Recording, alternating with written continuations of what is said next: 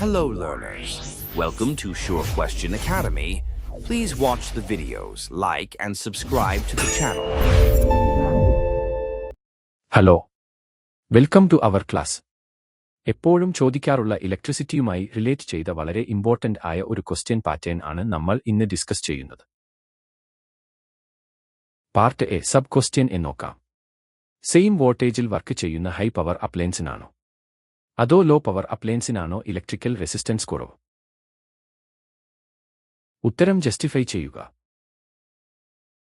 Okay, നമുക്ക് ഇതിന്റെ answer എങ്ങനെയാണെന്ന് നോക്കാം. ഹൈ പവർ ഉള്ള ഇലക്ട്രിക്കൽ അപ്ലയൻസിനാണ് ഇലക്ട്രിക്കൽ റെസിസ്റ്റൻസ് കുറവ്. ആൻസർ ഷീറ്റിൽ ആദ്യം തന്നെ ഫോർമുല എഴുതാൻ എപ്പോഴും ശ്രദ്ധിക്കണം കേട്ടോ. ഫോർമുല ഇതാണ്: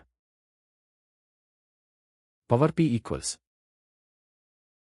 V²/R. ഇവിടെ വോൾട്ടേജ് V കോൺസ്റ്റന്റ് ആയതുകൊണ്ട് resistance R inversely proportional to power P. ഇവിടെ ശ്രദ്ധിക്കുക, ഇവ രണ്ടും ഇൻവേഴ്സ്ലി റിലേറ്റഡ് ആണ്. അതുകൊണ്ട് ഹൈ പവർ വരുമ്പോൾ റെസിസ്റ്റൻസ് കുറയുന്നു എന്ന് മനസ്സിലാക്കാം.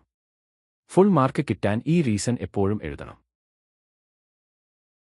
അടുത്തതായി സബ് ക്വസ്റ്റ്യൻ ബി നോക്കാം. 400 വോൾട്ട് 1600 വാട്ട് റേറ്റഡ് ആയ ഒരു ഡിവൈസിൽ 200 വോൾട്ട് അപ്ലൈ ചെയ്യുമ്പോൾ അതിലെ പവർ കാൽക്കുലേറ്റ് ചെയ്യുക.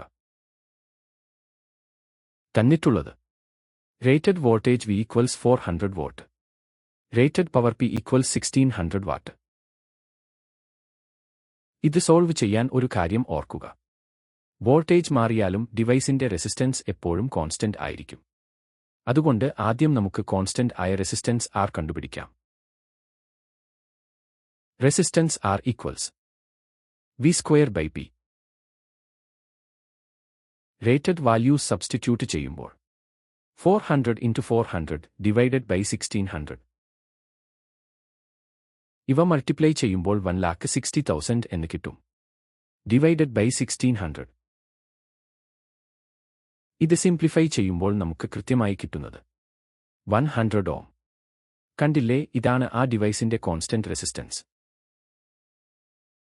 ഇനി പുതിയ voltage V' equals 200 volt apply ചെയ്യുമ്പോൾ ഉള്ള പുതിയ പവർ P' കാൽക്കുലേറ്റ് ചെയ്യണം. പുതിയ power P' equals V'² constant resistance R. പുതിയ വോൾട്ടേജും നമ്മൾ കണ്ടുപിടിച്ച റെസിസ്റ്റൻസും സബ്സ്റ്റിറ്റ്യൂട്ട് ചെയ്യുമ്പോൾ 200 × 200 ഡിവൈഡഡ് ബൈ 100. ഇത് മൾട്ടിപ്ലൈ ചെയ്താൽ 40,000 എന്ന് കിട്ടും, ഡിവൈഡഡ് ബൈ 100. ഇത് കാൽക്കുലേറ്റ് ചെയ്യുമ്പോൾ 400 വാട്ട് എന്ന് കിട്ടും.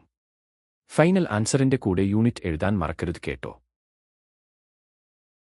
അല്ലെങ്കിൽ നിങ്ങൾക്ക് പാർട്ട് ബിയിലെ ഓർ ക്വസ്റ്റ്യൻ ആൻസർ ചെയ്യാം.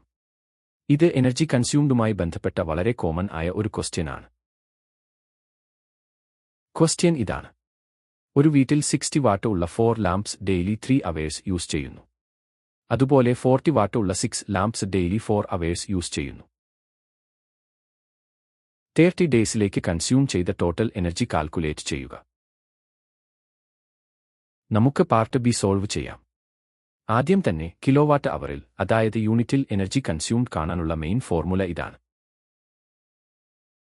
Energy equals power in watt into time in hours divided by 1000. ഈ 1000 കൊണ്ട് ഡിവൈഡ് ചെയ്യുമ്പോഴാണ് ആൻസർ കിലോവാട്ട് അവറിൽ കിട്ടുന്നത്. ഇനി ഫസ്റ്റ് 60 വാട്ടിന്റെ 4 ലാംപ്സ് 30 ഡേയ്സ് യൂസ് ചെയ്യുമ്പോൾ ഉള്ള എനർജി കാണാം.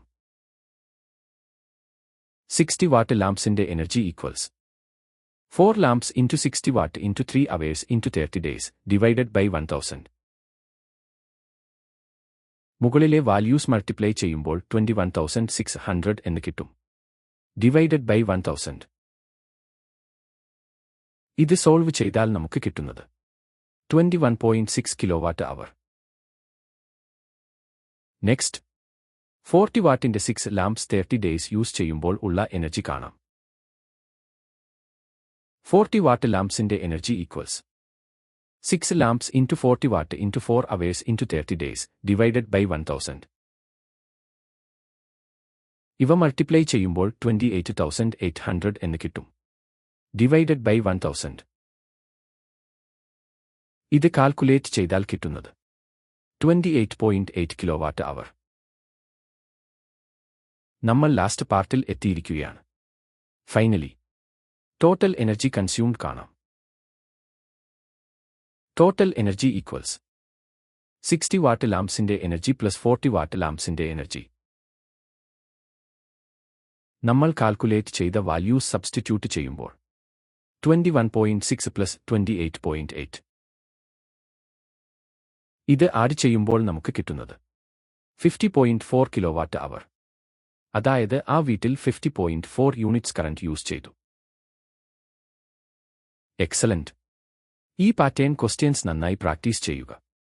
വീഡിയോ കണ്ട എല്ലാവർക്കും താങ്ക് യു. Happy learning.